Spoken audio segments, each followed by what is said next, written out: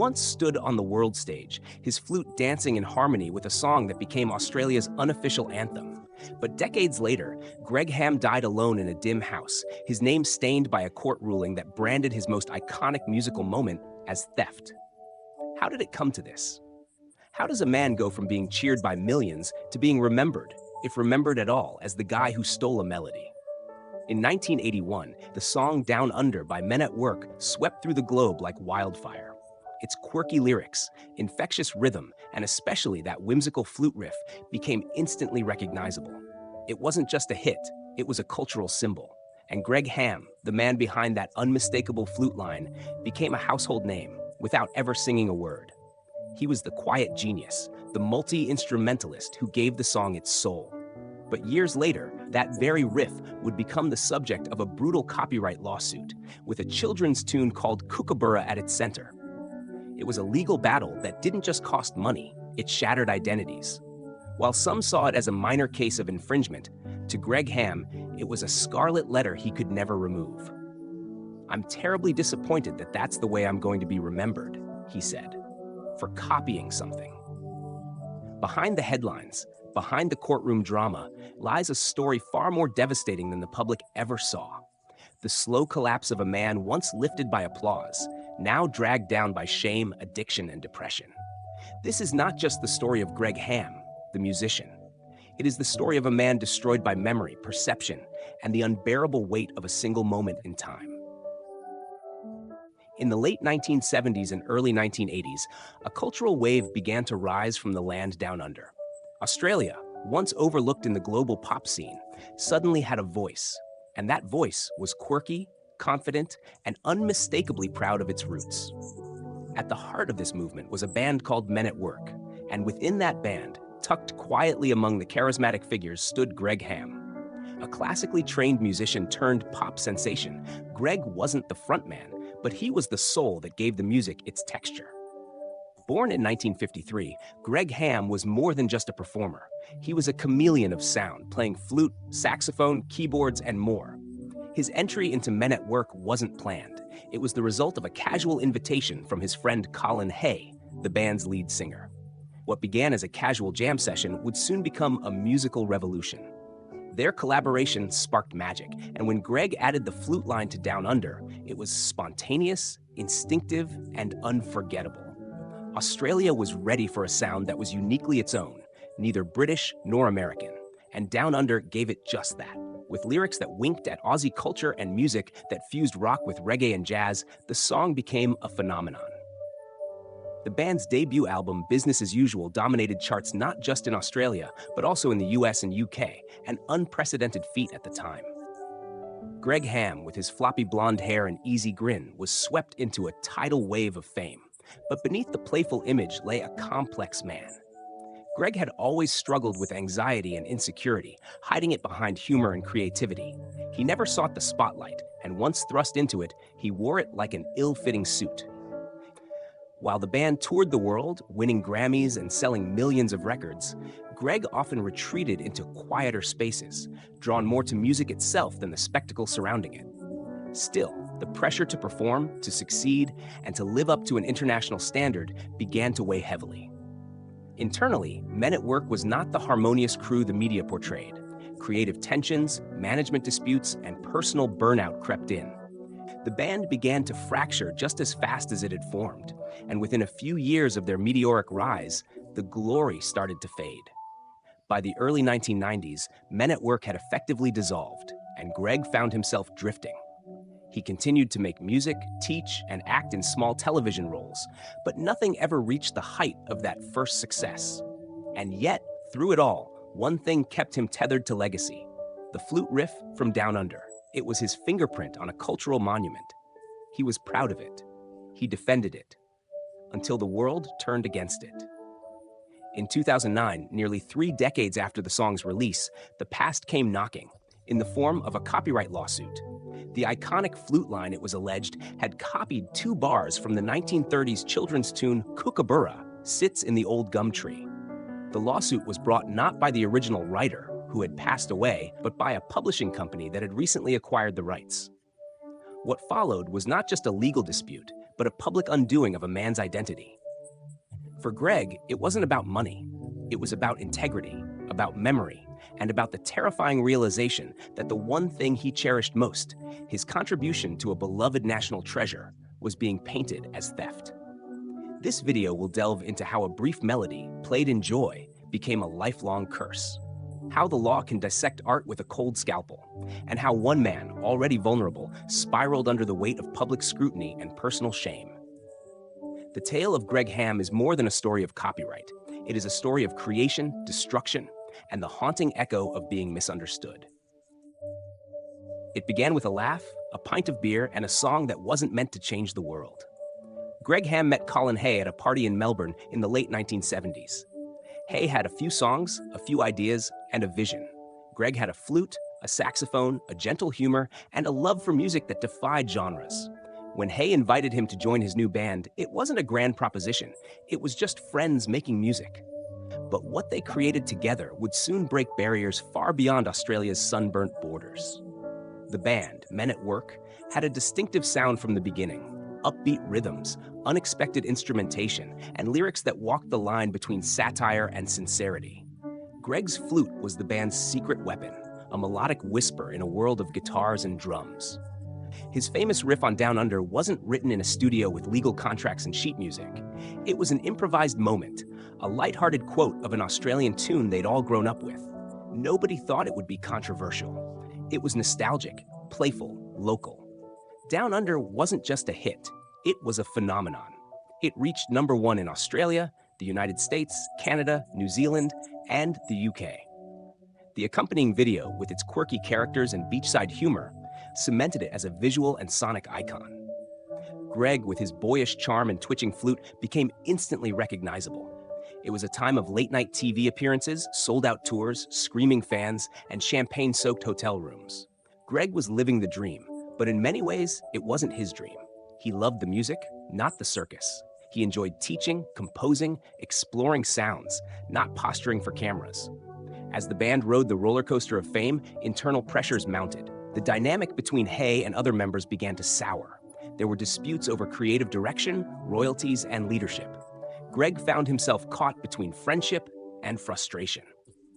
By 1985, Men at Work had splintered. The spark that lit the world stage had dimmed. Their third album failed to chart.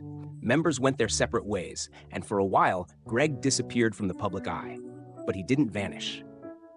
He returned to Melbourne and quietly rebuilt a life.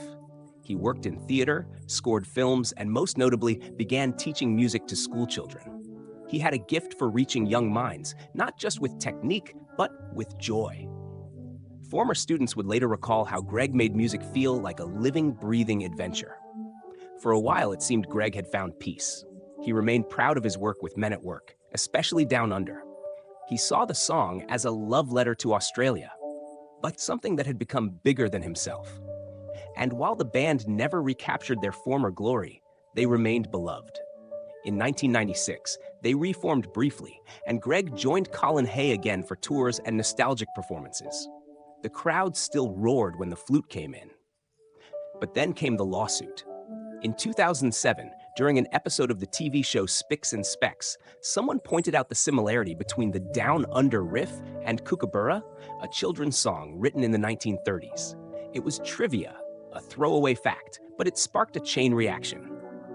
2 years later, Larrikin Music, the company that had acquired the rights to Kookaburra, filed a lawsuit claiming copyright infringement. It seemed absurd. Down Under had been out for nearly 30 years. The flute riff was just a few notes, and Kookaburra had long since passed into the realm of public affection, if not public domain. But the court saw things differently. The judge ruled that Men at Work had indeed breached copyright, that the riff had substantially copied the melody of Kookaburra. The band was ordered to pay damages, not a fortune, but enough to make a statement. And for Greg Ham, that statement hit like a sledgehammer. He wasn't a lawyer. He wasn't a corporate figure. He was an artist, and the riff was his. To him, it was never theft. It was tribute, echo, memory. The ruling not only took away a piece of his legacy, it rewrote it entirely. He would now, in the public eye, be remembered not as the man who gave the world one of its most joyful flute lines, but as the man who stole it. The real cost wasn't financial. It was emotional. Greg withdrew. He stopped performing. Friends noticed his laughter had dimmed. He turned to alcohol. He stopped answering calls. The legal battle had ended, but an internal one had begun, and it was far more brutal. After the court ruling, something inside Greg Ham fractured, and that fracture never truly healed.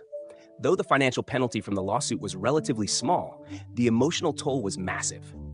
Greg, already prone to bouts of anxiety, now faced the brutal perception that he had become a thief of melody, an imposter in his own legacy.